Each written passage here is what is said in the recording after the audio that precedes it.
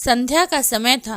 कुरुक्षेत्र की भूमि पर दिन भर लड़ा गया महायुद्ध अपने पीछे ऐसा दृश्य छोड़ गया था जो किसी भी हृदय को कंपा दे। धरती पर हर ओर रक्त की धारा बह रही थी, मानो गंगा, यमुना, सरस्वती की जगह आज रक्त की नदियां फूट पड़ी हों। असंख्य योद्धाओं की लाशें बिखरी थीं, कहीं हाथ पड़े थे, कहीं सिर, कहीं रथों के पहिए टूटी अवस्था में पड़े थे। आकाश की ओर देखा जाए तो सूर्य अस्त की ओर बढ़ रहा था। उसकी लालिमा जब रणभूमि की धूल और रक्त से मिलती थी तो पूरा वातावरण मानो प्रलय का संकेत देता था।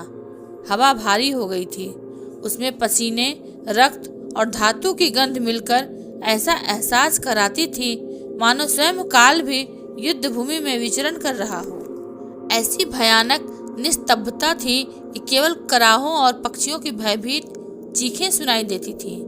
घोड़ों की टूटी लगामें हवा में झूल रही थीं और रथों के फटे हुए ध्वज रक्त में लथपथ पड़े थे।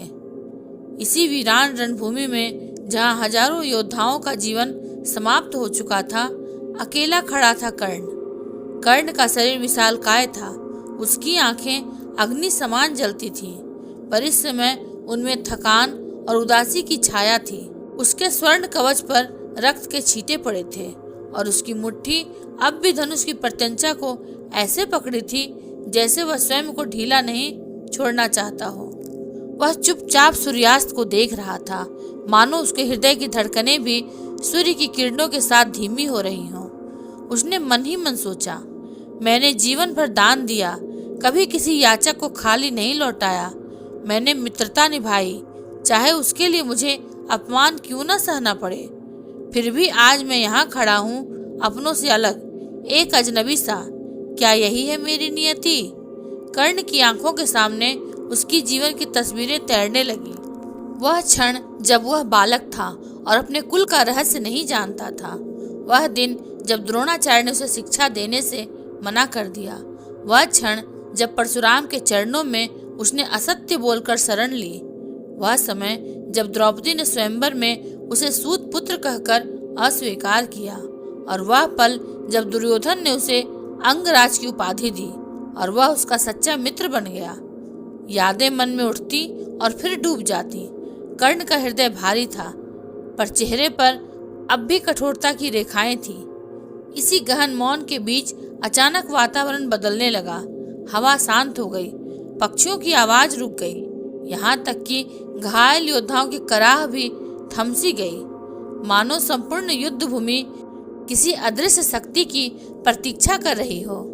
कर्ण ने ध्यान से देखा, दूर एक आभा प्रकट हो रही थी। वह आभा धीरे धीरे उसकी ओर बढ़ रही थी। न रथ की आहट थी, न घोड़ों की टापें, केवल एक गंभीर और गूढ़ प्रकाश धीरे धीरे समीप आता जा रहा था। कर्ण ने अपनी आंखें मली, पर वह दृश्य यथावत था। कुछ ही क्षणों में वह आभा स्पष्ट हुई। सामने प्रकट हुए भगवान परशुराम। उनके मुख पर तेज था, नेत्रों में तपस्या की ज्वाला।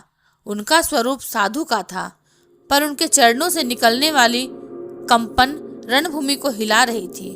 उनकी जटाएं धूल से भरी थीं, पर उनमें भी आभा झलक रही थी। हाथों में अस्त्र नहीं थे, फिर भी ऐसा प्रतीत होता था मानो संपूर्ण सृष्टि का बल उनके भीतर समाया हो। कर्ण ने उन्हें देखते ही सिर झुका दिया। उनके भीतर भावनाओं का सैलाब उमड़ पड़ा। ये वही गुरु थे जिनसे उसने धनुर्विद्या पाई थी, वही जिन्होंने उसे श्राप दिया था, और वही जो आज इस संध्या समय उसके सामने खड़े थे।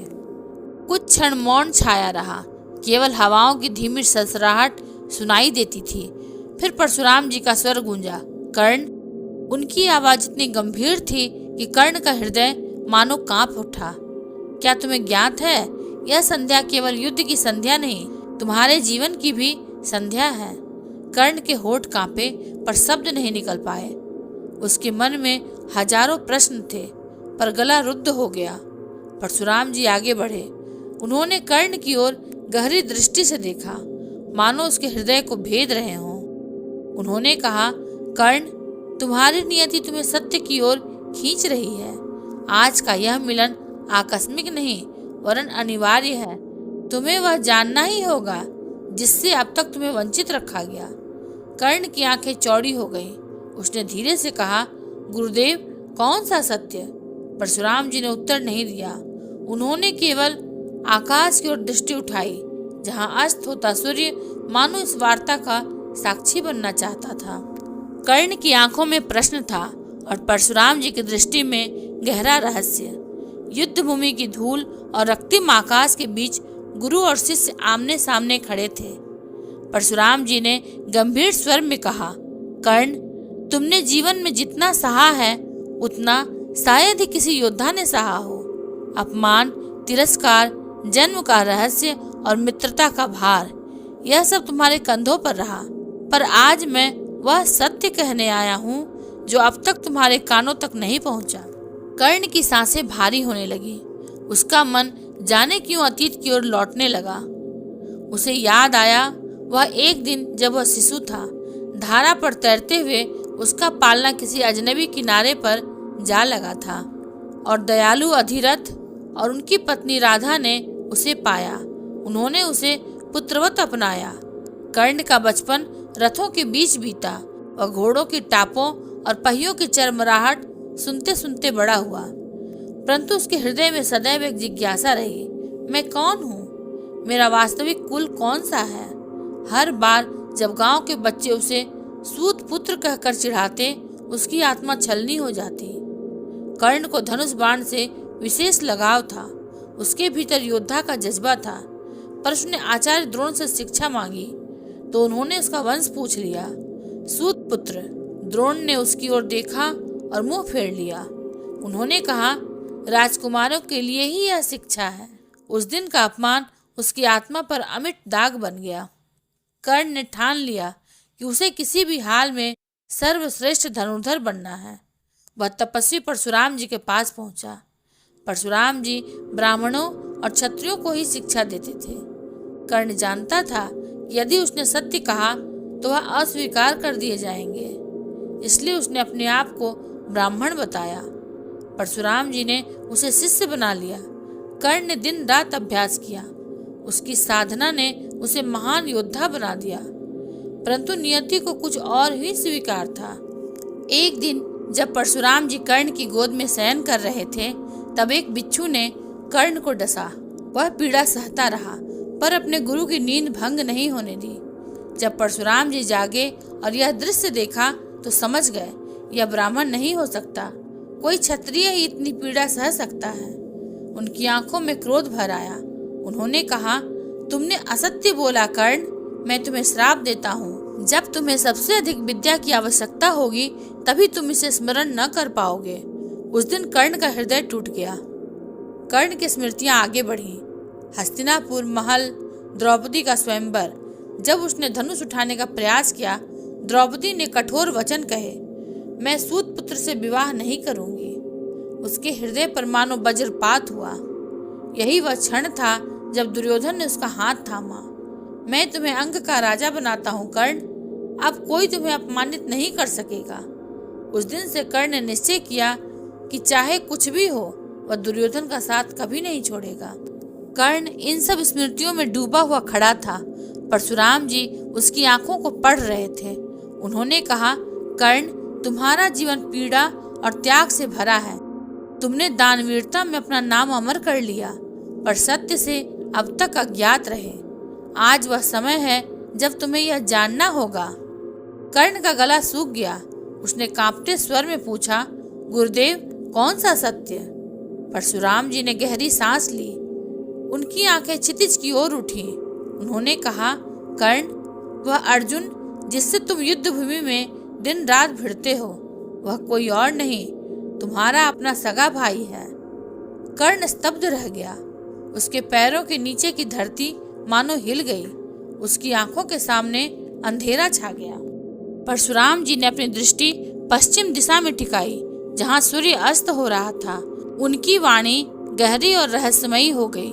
कर्ण, जिस अर्जुन को तुम अपना शत्रु मानकर जीते आए हो, वह केवल तुम्हारा प्रतिद्वंदी नहीं है, बल्कि तुम्हारे भाग्य से जुड़ा हुआ है। उसका अस्तित्व ही तुम्हारे जीवन के सबसे बड़े रहस्य से जुड़ा है। कर्ण के कानों में जैसे बिजली कड़की। अर्जुन और मेरा भाग्य? गुरुदेव, यह कैसे संभव है? मैं तो सूत पुत्र हूँ और वह इंद्र का पुत्र। परशुराम जी की आंखें अंगारों की तरह चमक उठी। वत्स नहीं, तुम सूत पुत्र नहीं हो। तुम्हारा जन्म सूर्य देव के तेज से हुआ है। तुम्हारी माता है कुंती, हाँ वही कुंती जिनसे पांडव उत्पन्न हुए। अर्जुन तुम्हारा शत्रु नहीं, तुम्हारा छोटा भाई है। कर्ण के शरीर में सिहरन दौड़ गई। उसका रथ जैसे डगमगाने लगा। वह वहीं भूमि पर बैठ गया। क्या यह सत्य है? मैं पांडवों का भाई हूँ? तो फिर मैंने जीवन भर किससे वैर लिया? मैं किसके लिए लड़ रहा हूँ? परशुराम जी ने गंभीरता से उत्तर दिया, हाँ कर्ण, यह शाश्वत सत्य है। किंतु यह सत्य छिपा रहा क्योंकि नियति चाहती थी कि युद्ध का संतुलन बना रहे। कुंती ने भी इसे गुप्त रखा। तुम्हारी पीड़ा, तुम्हारा अपमान सब तुम्हारे भाग्य की योजना थी। कर्ण की आंखों से आंसू बहने लगे। उसके भीतर का क्रोध और वेदना जैसे विस्फोट बनकर बाहर आने लगे। गुरुदेव, यदि मैं पांडवों का भाई हूँ तो क्यों मुझे जीवन भर सूत पुत्र कहकर अपमानित किया गया? क्यों मुझे दुर्योधन का सहारा लेना पड़ा? क्यों मुझे अर्जुन के साथ इस घातक संघर्ष में बांध दिया गया? परशुराम जी का स्वर दार्शनिक हो उठा। कर्ण, यह युद्ध केवल राज सत्ता का नहीं है, यह धर्म और अधर्म का युद्ध है। तुम सूर्य पुत्र हो, अतुलनीय शक्ति से संपन्न, लेकिन नियति ने तुम्हें दुर्योधन के साथ खड़ा किया ताकि धर्म का संतुलन बिगड़े नहीं। तुम्हारा जीवन एक परीक्षा है। तुम जो भी करते हो उसका असर युगों तक रहेगा। कर्ण की मुट्ठियां भिज गईं। उसके मन में तूफान उठने लगे। तो क्या मैं इस युद्ध में अपने ही भाइयों के विरुद्ध खड़ा हूँ? क्या मैं अपनी ही माता की गोद से उत्पन्न पांडवों को मारने के लिए नियति द्वारा अभिशप्त हूँ?